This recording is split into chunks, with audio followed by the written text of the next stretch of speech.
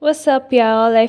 Hope that all of you are good. And today we're going to shoot a little bit differently, and we're going to have like an outdoor interview, and we're going to have a talk with my aunt, and she's going to be anonymous because she's a private person, and we're not gonna like show her and like give out the venue and the place where we're at, but it's beautiful and we're so excited to go and shoot there.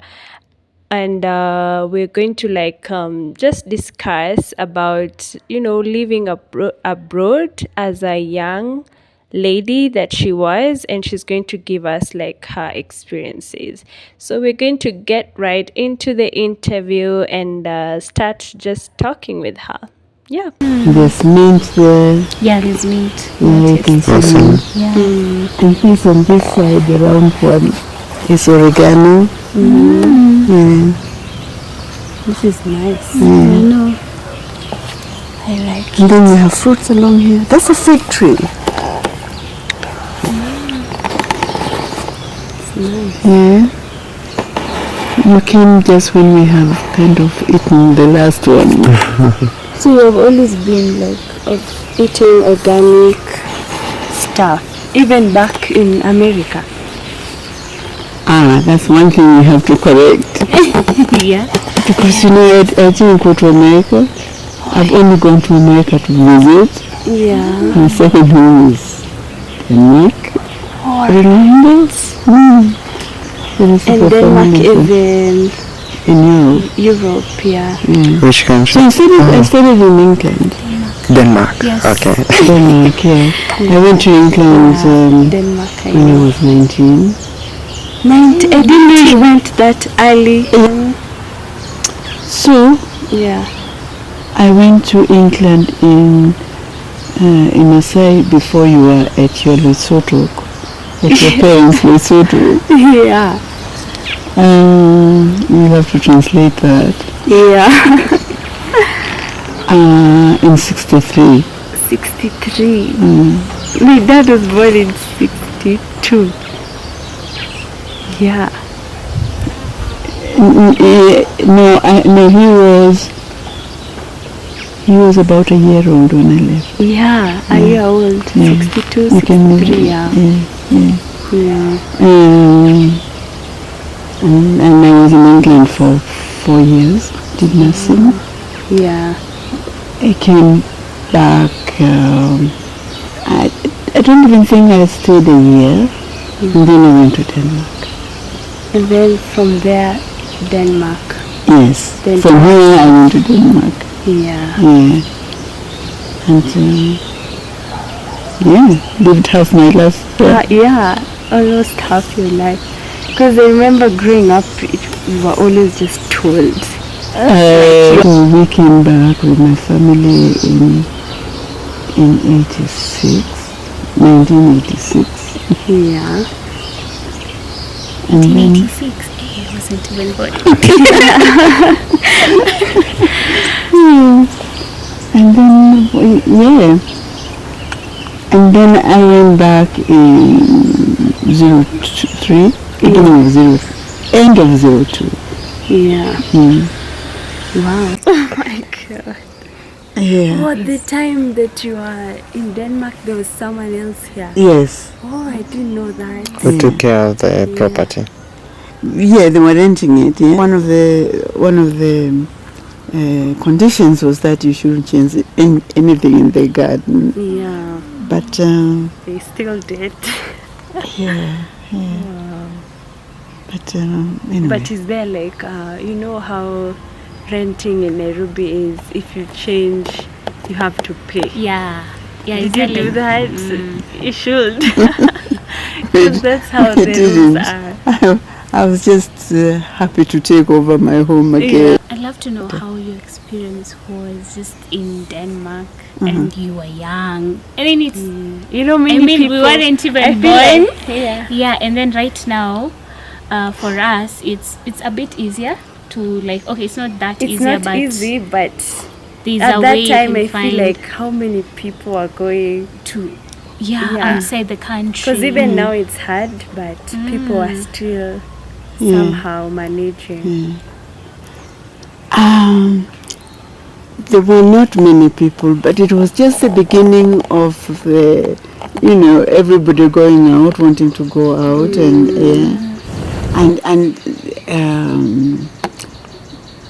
it was much easier to go out than it is today. Yes. Wow. Like Africans were moving out of. Yeah, that's around independence, a lot of people went all over the place. Russia, there were lots of scholarships given So to in this that new form. country. A lot of people went out, especially to America, England. Okay. I have a good friend who went to Russia. I mean, people were just going out. It was kind of almost an exodus. A lot of people went out.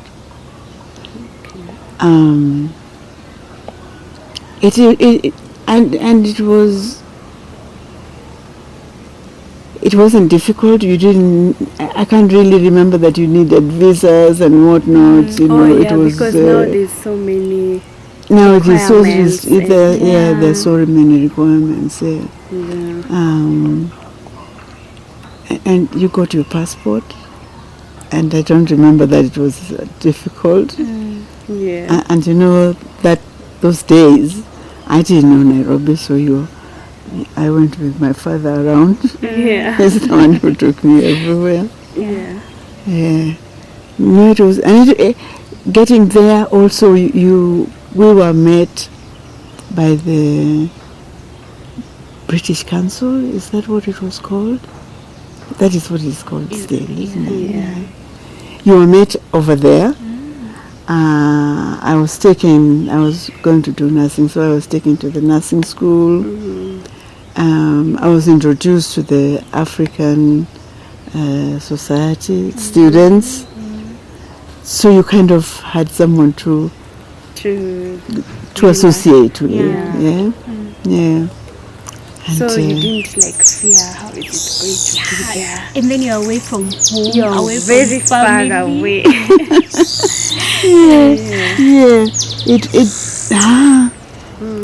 I guess you were so prepared mentally that it was going to be very foreign. Yeah. I think you have to. Yeah. And I guess that in those days, we learned more about the English history than we learned about our own. Yeah. Even books, even novels and things like that. It was more, we were much more familiar with their history than we were with ours. Even now, I still think schools focus on America and English. And in high school, I learned Especially that a high lot. school. Yeah. Our history was like a little bit. It is actually ridiculous that you know what the big rivers of And India they don't Because we even were know about learning about us. world Yeah. war. They don't know anything about. They You don't. you go there and they ask you whether do you live on a tree. Yeah, they still think that even now. That is so wrong. Because even when we take phone calls where we work, they will ask, "You guys have internet?" It's like, so you are in an office right now? Like what? I'm sitting under the banana tree. Like I'm taking your calls from a tree. So it's like they don't think we have evolved. They don't even think we have a city or something. Yeah. I think Americans are worse. Somehow damn. Well, I wouldn't go to that far, but they really don't care about anybody else's history. Except that, they do. They very much. How And was they it will working? it's like they sense you're an African. They know. No matter how good They your know. English is, I they think just they just know. know. Yeah. Yes, of course, our accent. We know it. I guess your generation not so much, Yeah. but our generation, if I open my mouth, you know, that one. They come from the west, or they come from the Maasais, or we can still kind of distinguish a bit. Yeah. Not so much in your generation. You are really Kenyans. Yeah, I feel like the Where we accents are high. Luos or Somalis or Maasais or Sindio. So my question, like, so you've been in Europe and also in America. Not America. Is no? Where? England England and Denmark. Oh, I wanted to ask how like US, maybe the people that they live there compared to Europe, how their culture maybe, and also how they talked. Yeah. Because people say in Europe. You know, between Europe Europe is and chill America. I don't know about America as a culture because I've only visited. I Yeah. haven't lived there at all. But if we say Europe, when I went there those many years ago, I think it was much more relaxed. You were interesting. Everybody wanted to know where you came from and how you lived, how big the tree, and Anyway, jokes apart, we were much more welcomed then than you are today.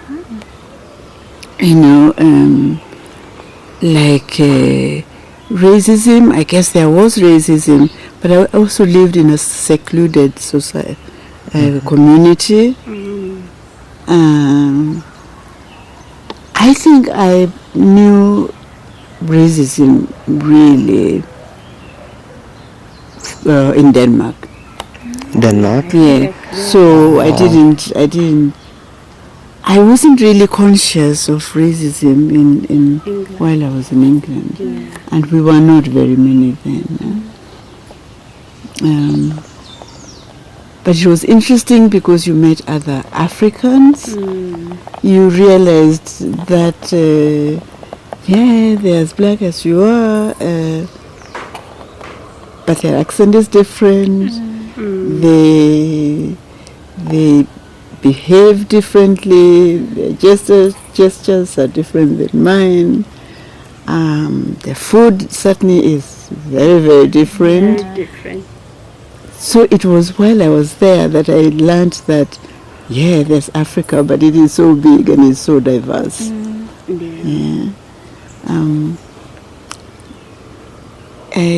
And it was interesting to start learning not just about the English, but about fellow Africans and West Indies and West Indians and all that. It was an interesting time. Did you experience any culture shock? Like something you're like, okay, this is very new. Very different. Yeah, very different and Yeah. Or it's like almost everything. Exactly. It is almost everything. So how is fish and chips? Yes. Fortunately, I had learned a bit about eating fish because my father liked fish. Yeah. So once in a while, I don't know where it came from, but once in a while he'd bring fish home. And so, but I learned to eat fish there as a meal and not just taste, Yeah. and it was okay. I learned to love fish, especially when I went to Denmark. Then they eat a lot of fish. And the fast. And it's not just fish and chips. It's so many things like pork. I hadn't tried. I didn't know. Being in a city, I came from Kajiado. All those people all over.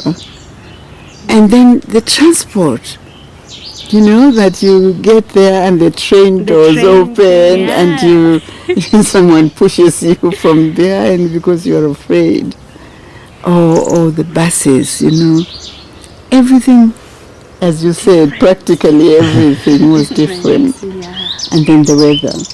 Now, of course, we all know, we knew about snow and storms and all those things. I also read a lot.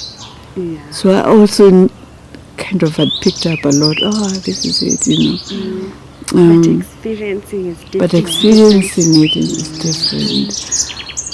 I remember things like fog and real fog. You put your hand out. Those days it was really polluted.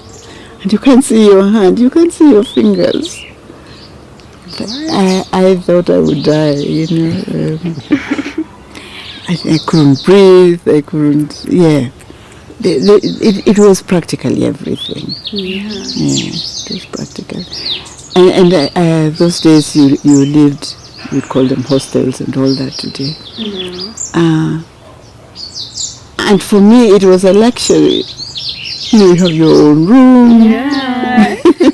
Probably them, they don't think it's nice, but us. Yes, the food is different and nice and served nicely, and it's not the muck you got splashed onto your plate for so many years in boarding school. So it was really everything. You got to. Leslie, how was your work experience? Because like right now, for example, I have friends who have been to States and they say they have to work multiple jobs to sustain themselves. How was it for you? Did you ever get one? No, I just finished my training, got a job like everybody else. Briefly, I went to another school, and when I finished, I was employed like everybody else. I guess I was privileged that I didn't have to work that many shifts and things, and I'm not so sure that it is, especially those days. Your profession, your qualifications were respected. Yeah, not like now.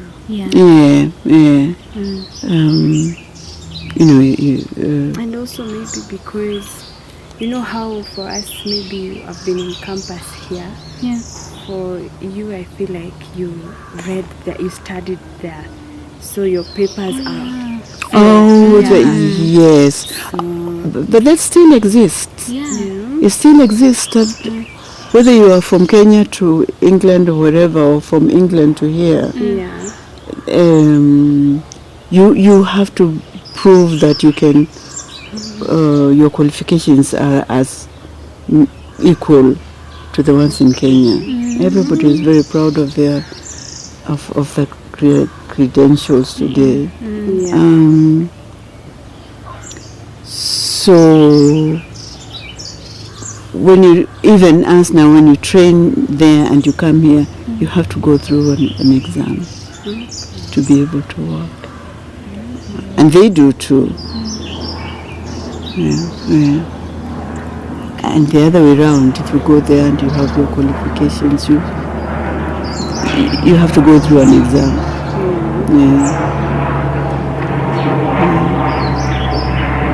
I think your journey is not similar to now. Like the way people experience it now. It's tough. I work like 4 jobs. Like I'm a waitress, I'm a wife. Also, I think America is different. If you do not have a scholarship, or if you do not have, you cannot use or you're going to college and you do not have good support, you have to work.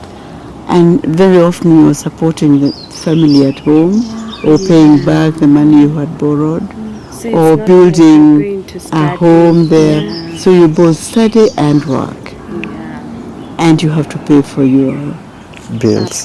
For your bills, exactly. So that is why you have to work so hard. And especially if it's not a scholarship. Maybe you're paying it, or your parents are exactly. Or they paid the first sum for you to get out and begin, and then you have to take over. You have to work. I mean, people who have gone illegally into these countries, that is the kind of thing they do too, because they get their pay is so little. I know you don't have papers, so you know you take what I give you or leave. And once you've gotten a job, you want to keep it, so you accept the little pay. Yeah? And that's often why we also talk about that we are discriminated, and often is also because that contributes the fact that we don't have papers, so you're exploited. Yeah. And the green card thing, the way people... That's the American kind of thing. I don't really know much about that. I've just had stories, and I hear it's very hard. Yeah, people apply you can apply for years. Yeah, it's just like a lottery. Yeah, exactly. It is like a lottery. Yeah. And but they even advertise themselves. Occasionally, you would see it in the papers. Yeah. That you can now apply for I green. feel like it's so hard. Me, I feel like what are the Okay, you chances? get it, but then you need to sustain yourself. You need to, so you need to really be prepared mentally as you apply, because once you get that chance, it's either you stick there or you actually. Because you won't afford coming back. You felt it. I've had of friends who've come back from UK because they were like, I had to do so much work, a lot of shifts, and I still have to study. And after finishing my studies, I tried applying for a stay, and it just didn't work. Yeah, So they came back. They came back. Because what are you going to do? And I think you just choose home, and it's best. Of course. Yeah. But then there are many who also stay and do these small jobs all over the place. Ama you grow. There are people who started with the small jobs then. And they make it really well. Yeah. And also there are have to be people really who don't determined. like home that much. They wouldn't want to come back. They prefer there. Yeah. Even though it's hard, they still prefer there than coming back to Kenya. I think it depends. How So like for me, I've heard stories like it's way easier to travel in between countries in Europe. Like you can just take a bus, or they don't need visa or whatever. Or You did? uh-huh. You did actually. Until the European Union, of course you could go from, but we had Kenyan passports, so it wasn't so easy. Yeah? And I had enough phone those days. And it wasn't easy getting from one, you'd go with we traveled a lot as students. You are going somewhere with a group of friends, and they show their passports and you go. But with me, I'd be scrutinized, my passport scrutinized, and it wasn't that easy for us non-Europeans to travel. So it's easy for them. It's easy for They are in their own country, and it's a union, the European to Union, travel so in, you can travel to and fro.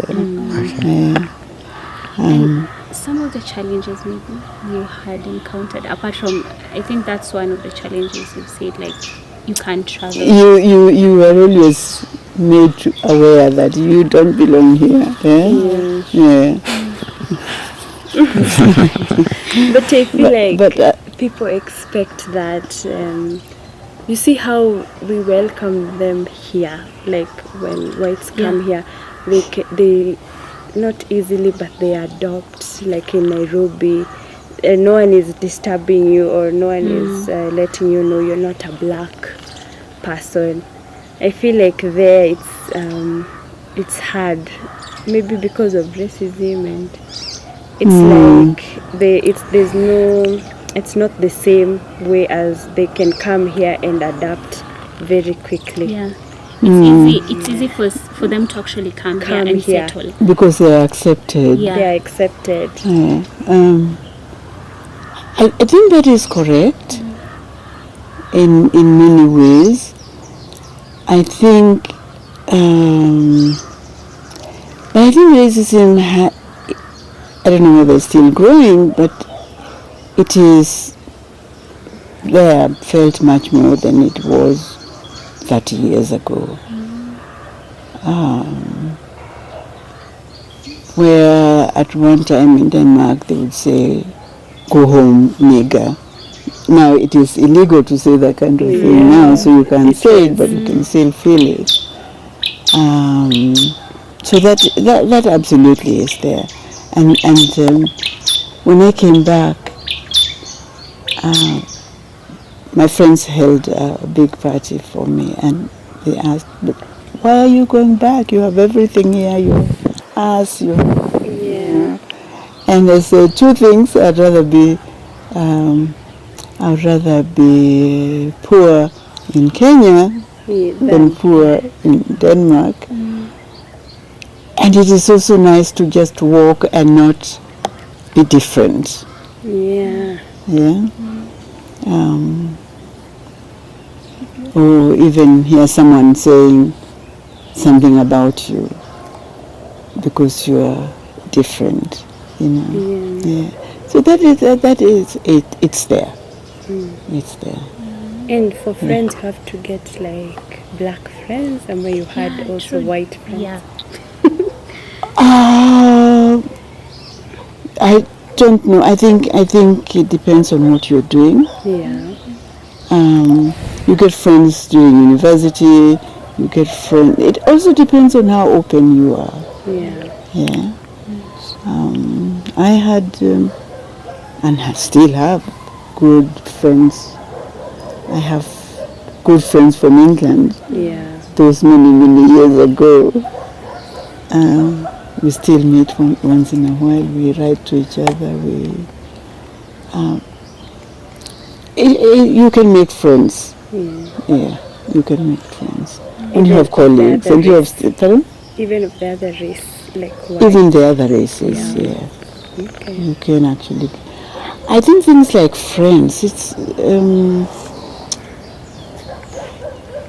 up to you and how open you are and the kind of people you meet also. I mean, you meet people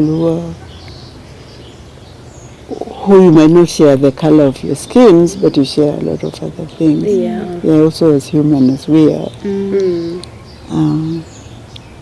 Yeah. I'm not sure I would say that I had difficulties there. Yeah. It was okay. The weather, of course, was very, very, very different. Yeah. Harsh. Harsh. So, like, did you get cold? You know, the other way we just like July season. And everybody, So yeah. imagine getting there and it's so much worse. Oh, Do you so, feel sick every time? Yeah. How did your body Yeah. react? I personally wasn't sick all the time. I went there prepared. Yeah. I had a father who knew all that. Yeah. So I had a winter coat, I had winter boots, and there I was prepared. And somehow it wasn't, because you're so prepared mentally, it wasn't very bad. It was worse now many years later when I went to Denmark, because it was much, much, much colder. Yeah. And the short winter days, they really made me kind of depressed. Not depressed, but I didn't like it. It was terrible. You put on lights in the morning before you go to work because it's dark, and by the time you come in the afternoon, you still have to use lights because the days are so short. Because you're around In winter time, North yeah? Pole. Exactly. So, Not too far, not very far away. yeah. From the North Pole, yeah. So, Yeah, but then the summers were fascinating. you know, the sun is up at 3 and down at 10, 11, those long, long days. So in the beginning, you get really confused. I got confused. You know, the sun is up, and you look at it, it doesn't quite match with your clock. Yeah. It doesn't have like us the way it's so... The 12 hours night and the 12 hours like morning light. just looks like morning. Exactly. afternoon, Yeah. So the first summer days, of course, it comes gradually. I got up and walked at 4 o'clock. The sun was up. So it was exciting. Yeah. It was, So those are some of the really differences I went through. And of course the language in Denmark or Danish. Yeah. Especially in UK, I feel like they have a different... Accent. yeah, it's different. Mm. Americans, I feel like you can understand. Yeah. A bit. Yeah, even where I work, like Americans, it's easy to understand. Is it? Yeah, I think, because when I was in another section, we were dealing with Australians, it's the British. It was so hard. People were struggling, and they will also struggle to understand you. But Americans, they don't. Sometimes they do, but it's not that hard. They can understand what we're saying. But the British, you will spend like an hour just trying to explain something. Yeah. But I think England has so many different accents. Southern England have a I different think just even in London itself, Yeah. I'm not an expert, but there would be areas where you wouldn't understand what they're talking about. Yeah. And then you go to... I think they have many different accents in England. Yeah. And the slangs, were you familiar Yeah. with the slangs? No, you are not. I was not. Yeah. Yeah. Even in But- Kenya, people actually imitate especially the young people, they like the UK slangs. You go to YouTube, you learn them, and you'll be speaking like to other people. Yeah. I can never really understand why we do that. People I think just it's not cool. cherish our accents. Yeah. Yeah, I think that's a Yeah, problem. I think It's an us problem. Yeah, Like, it's an us we are problem. still not comfortable with us. with And who we don't we think are. ours is cool. Yeah, we don't think we are cool enough. That's why when they come to our countries, They are we're so fast accepted, to very- accept To them. accept. I think Kenya, we are so we haven't really shed off that Englishness, and that is why it is. We spend so much time imitating them, imitating their accents, and I always, especially your generation, Yeah, that's true. you know, True. you hear someone's picking up the American accent, and The slangs. you wonder, use that energy for something else more useful. Yeah. Yeah. We Even in professional settings here, you can't even speak Swahili in the office. Yeah. Or Yeah, you can't. you're actually It's- going it's to be taught to be considered not professional. It's professional. not professional. really. Yeah. So even there was a time I forgot and I was speaking Swahili and I was like speaking English, and the boss or something was like. And who is the boss? Is it's just a Kenyan. Is like if you He's come to Kenyan, the not- office, not- yeah, not- it's not no. white. Yeah. So Yeah. No, it's important that we are proud that we are Kenyans. Yeah. Really, we have and so Swahili much. is also our national Yeah. language. It shouldn't be a problem. Yeah. Yeah. And you live here. Yeah. I think we have a long way to go to accepting who we are and be proud of ourselves. And it's actually embarrassing that how many of us now wear our own traditional clothes. Yeah?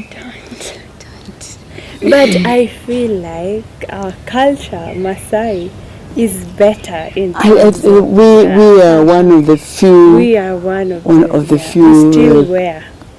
And Yeah, speak the language still. and all that. Yeah. Because you And see teach our them even children. in the city, they're still wearing the same. Yeah. They Yeah, don't of course. change because In I'm fact, Nairobi. for you guys, you've actually brought almost everyone into I feel the like culture. it's the only. Yes, Yeah, because everybody everyone has. just likes to wear like bracelets and Yeah, actually, Yeah. people who are not Maasai now are like yeah. they want to dress like that. Yeah. Yeah. I feel like it's the only culture standing, honestly. But there are a few more, you know. Even Somalis. Somali, they are better. Yeah. And they I also know. don't change accents. No, they don't. They They don't. don't care They to don't. change. No. I think if I think when you are proud of your culture, you don't change the accent because you are who you are. You are, and you get the accent from your language, really. Yeah. Yeah. I think we are still colonized. And I don't think it's getting better in terms of Americanizing things. In Kenya, it's actually people are now going to the American ways. Lifestyle. Lifestyle. Yeah, more Yeah. than it used Detection. to be. Yeah, because even movies now, everything is changing. English. It's not culture based. Yeah, everything, especially in Nairobi. True. Yeah. But I guess one day we shall wake up and decide that we are actually so privileged. Why do we adopt someone else's? We have our own. And I think that is also beginning to, you see now that more people, when there are events, they would wear, it used to be Maasais, but you see more and more of the other communities doing their own clothing, modified, but you know, it's a step forward. And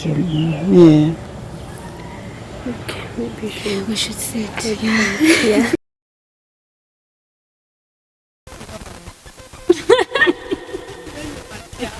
This point, guys, it was just vibes and inshallah. Like we were done with the interview and we were just like asking random things and having a nice time. Anyway, guys, I just hope you guys have enjoyed the episode and we just got a different like perspective about like living abroad, and we just understood that is different for everyone. Like for her it was a nice experience, had challenges here and there, but it was a nice experience, and we get that it's different for everyone. Others don't have a good experience, and that's just how it is. Moving to the states or abroad in general, just everything is not rosy, and that's what we took from that interview, that it's just a normal life. It has ups and it has downs. Yeah, so we're going to we're just going to end it here, guys, and we'd like to wish you an impeccable day. Yeah, and tune in to the next episode. Bye. Young Force Podcast.